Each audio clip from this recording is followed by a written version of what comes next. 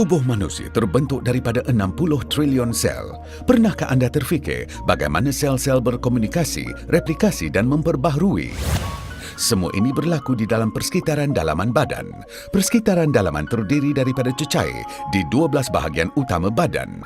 Setiap hari, 24 bilion sel-sel lama akan mati dan digantikan oleh 24 bilion sel-sel baru. Persekitaran dalaman mesti mengandungi unsur mineral surih yang lengkap dan seimbang agar sel boleh berkomunikasi, replikasi dan diperbaharui. Tetapi, cecair badan akan semakin berkurangan, hampir separuh daripada jumlah asal apabila mencecah usia tua. Ketidakseimbangan persekitaran dalaman akan mengakibatkan kerosakan kromosom dan DNA, masalah komunikasi berlaku pada sel, kesilapan dalam proses pembaharuan dan replikasi sel.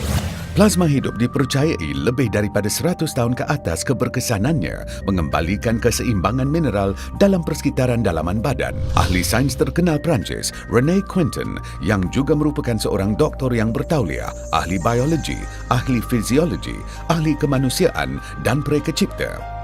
Beliau mendapati plasma hidup daripada pusaran laut adalah serupa dan hampir sepadan dengan persekitaran dalaman badan. Tahun 1904, plasma hidup telah membantu 70,000 bayi yang dijangkiti masalah gastro-usus. Tahun 1907, Kington telah mendokumentasikan 2,000 kajian klinikal dalam satu buku tentang perkaitan antara plasma hidup dan plasma darah. Tahun 1910, 70 buah klinik di Perancis yang khusus mengagihkan plasma hidup telah menyelamatkan 500,000 nyawa. Ketika Perang Dunia I, banyak nyawa telah diselamatkan apabila tentera Perancis menggunakan plasma hidup semasa pemindahan darah. Tahun 1925, pengkebumian Kington dilakukan secara besar-besaran di seluruh negara sempena memperingati pencapaian gemilang beliau. 1,000,000 orang dari seluruh dunia menghadiri sebagai memberi penghormatan terakhir. Tahun 1953, plasma hidup diiktiraf sebagai sejenis ubat. Tahun 2004, kerajaan Perancis mengadakan simposium perubatan sedunia bagi meraihkan sumbangan 100 tahun Kington dalam bidang sains. Kington telah mendapati bahawa lautan kaya dengan mineral surih. Selama berjuta-juta tahun, air hujan telah mengalirkan zat-zat nutrien yang terkandung dalam tanah ke laut. Laut menjadi sumber zat-zat nutrien yang terkaya.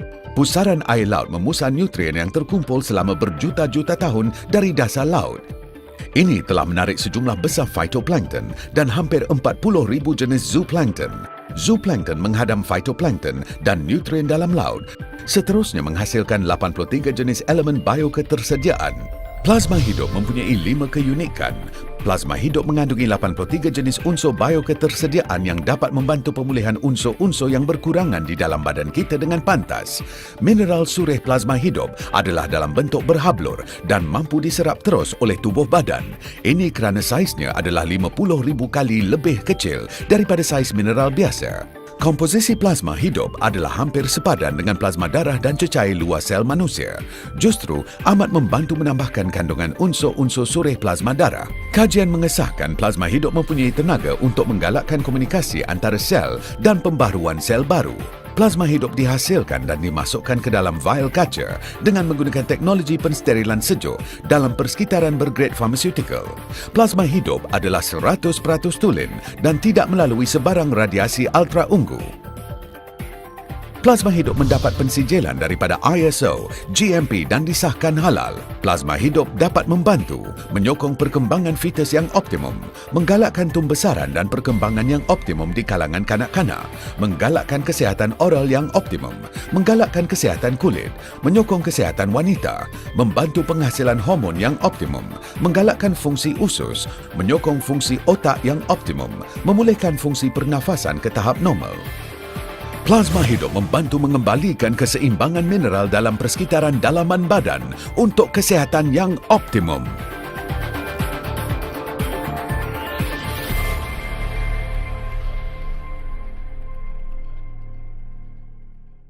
Seawater is extracted in a maritime zone where the extraordinarily high water purity stimulates intense biological activities.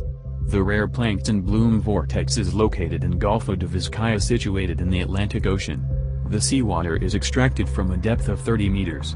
The extracted seawater is then stored in a container and transported by a special truck with controlled temperature. The ideal temperature during the transportation is 4 degrees Celsius.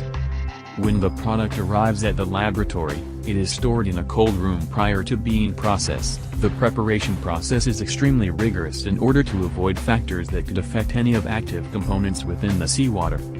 Before production begins, a microbiological analysis is performed in a laboratory to ensure the safety of the seawater. A clinical analysis on various microbiological parameters is performed. Analysis of parameters such as endotoxins, heavy metals and radioactivity are also performed during the lab test.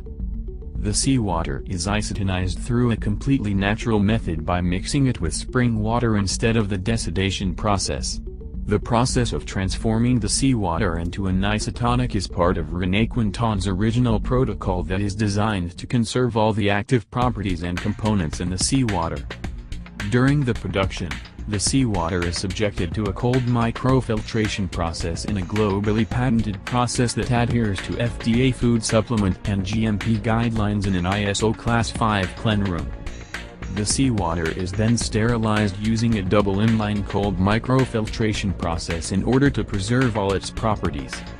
Although the normal standardized microfiltration process uses only one filter, an additional precaution is taken to use 2 filters to ensure the quality and safety of the seawater for consumption. The pore size of the filter is 0.22 microns. The sterilized product is then placed into glass ampules for optimal conservation. Each Kington ampule contains 10 milliliters of an isotonic solution. Every Kington ampule contains 78 elements in the Mendeleev's periodic table. These highly bioavailable elements include organic matters such as vitamins and amino acids. The ampules are then sealed using an ampule sealing burner that directs the flame only at the tip of the ampules. This helps to preserve the natural characteristics of the organic matter and other components inside the ampules. This is vital as the organic matter that provides the therapeutic benefits and high efficacy in Kington may be changed by thermodynamic forces. Heat-induced activation can produce free radicals and reduce the properties of the seawater. Seawater exposed to heat can also generate hydroxyl radicals and other redox-active compounds.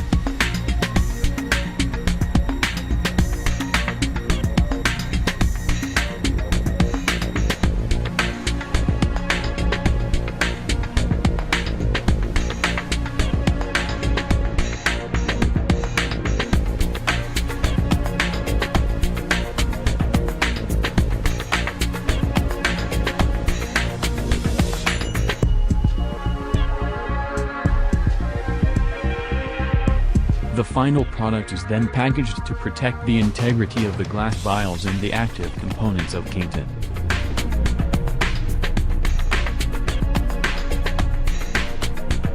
After production, Kington is then shipped and distributed worldwide.